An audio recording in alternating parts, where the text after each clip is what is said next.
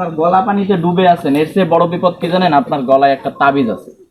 অর্থাৎ গলা পানিতে ডুবে থাকার চেয়েও বড় বিপদ গলায় একটা কি তাবিজ থাকা। কারণ আল্লাহ বলেছেন জলে স্থলে যত বিপর্যয় এটা আমাদের হাতের কামাই।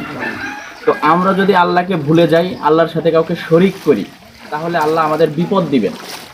বুঝতে পারছেন কি? এর জন্য আল্লাহর উপর জন্য কাউকে শরিক করা যাবে না। শরিক বলতে কি আল্লাহ ব্যতীত কারো ইবাদত করা।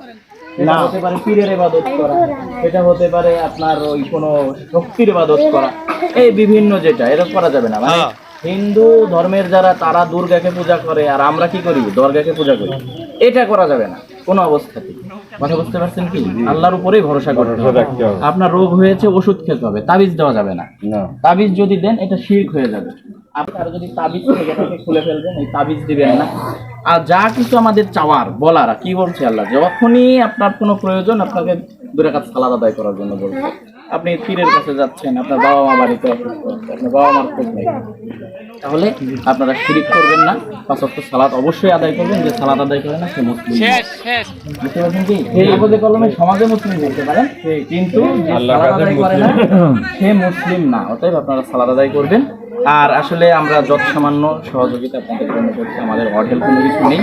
এটি দিয়ে আপনাদের প্রয়োজনীয় যেটুকু কাজ আপনারা সেটুকু চেষ্টা করবেন।